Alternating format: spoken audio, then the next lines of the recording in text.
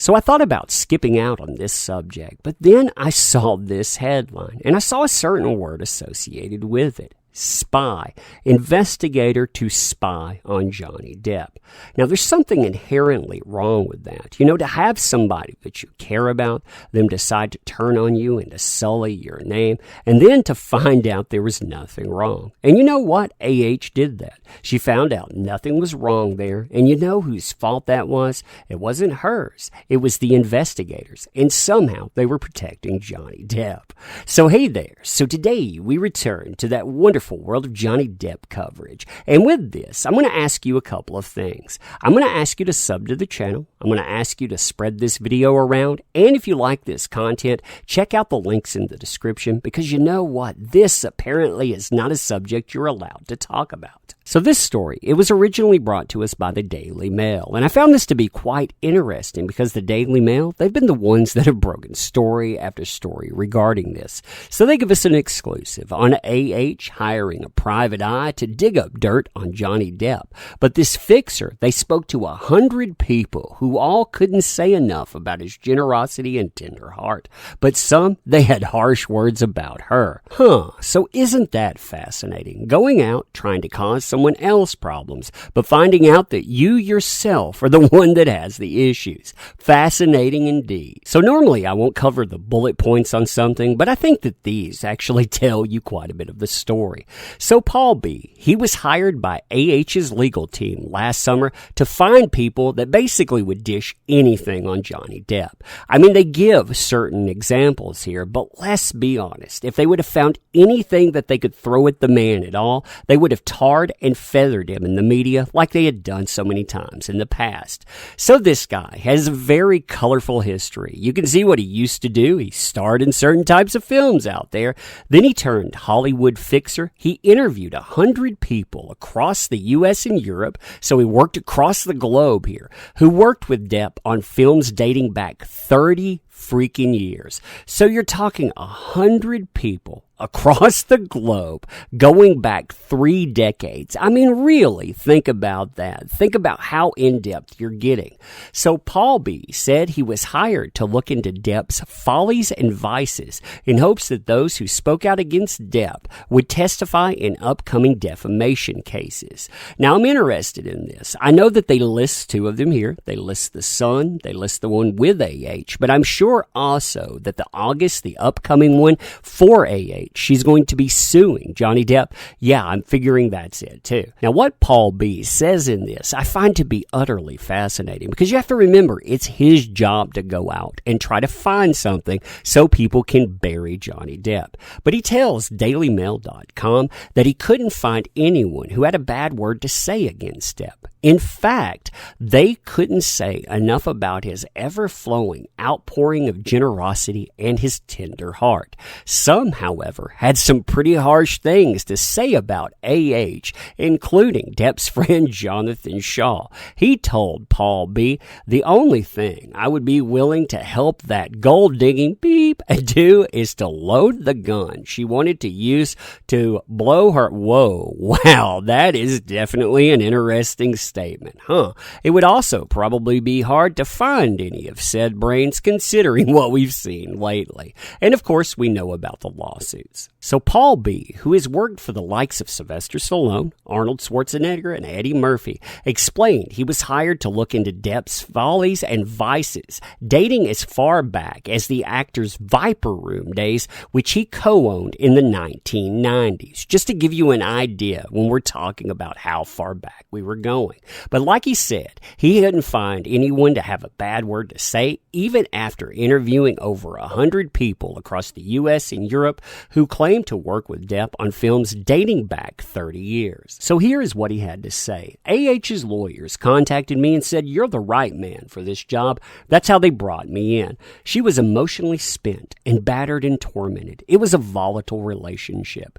But he admitted, "I went to the U.S., France, Italy, Britain, everywhere that Johnny Depp roamed, everywhere he walked, and I couldn't find one instance, or at least an admitted one, where he had done any of these things to a woman, whether that's smacked or beaten them around. He's like an angel. No one who said a deprecating thing.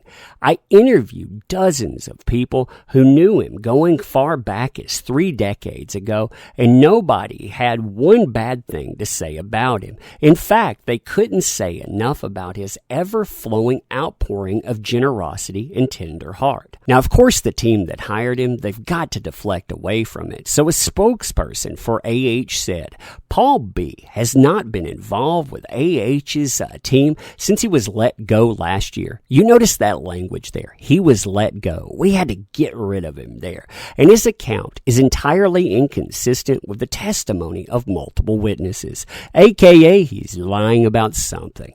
Now remember that AH herself and her spokespeople have blamed the police for being paid off. They've said that friends were paid off.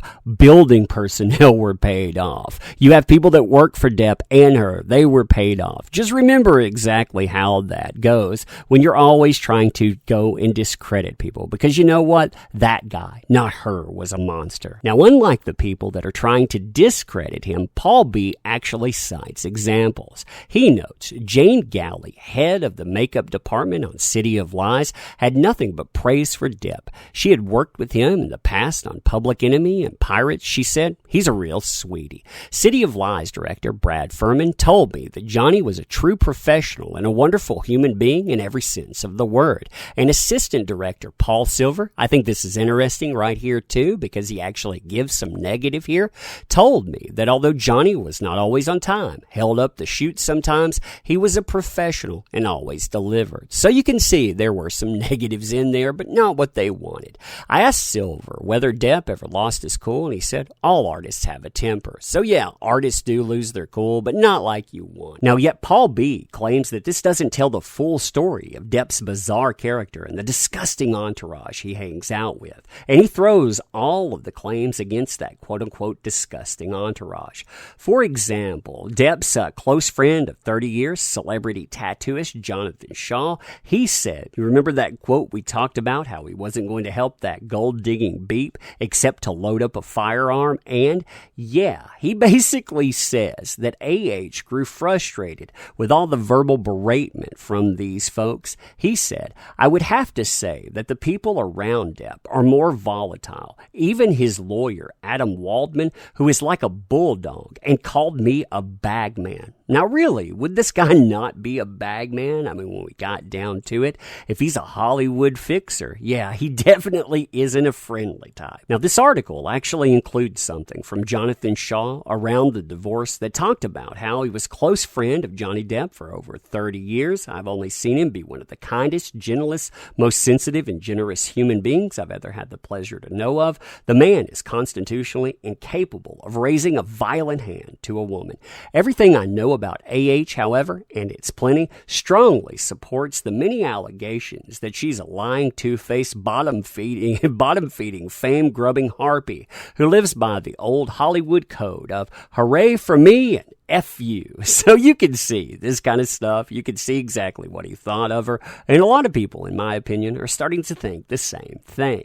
Now, Paul B. says that's why AH's frustrations grew, because of those friends there, and that he didn't see much difference between the verbal stuff like you just saw there and actual physical abuse, because both equal harm. I can say that both will do harm there, but saying that the two things are the same, yeah, they're not at all. I mean, if you look at those accusations from that friend there, imagine that mantra repeated to you for a month, and then imagine someone behind closed doors busting your lip, breaking your nose, blacking both your eyes.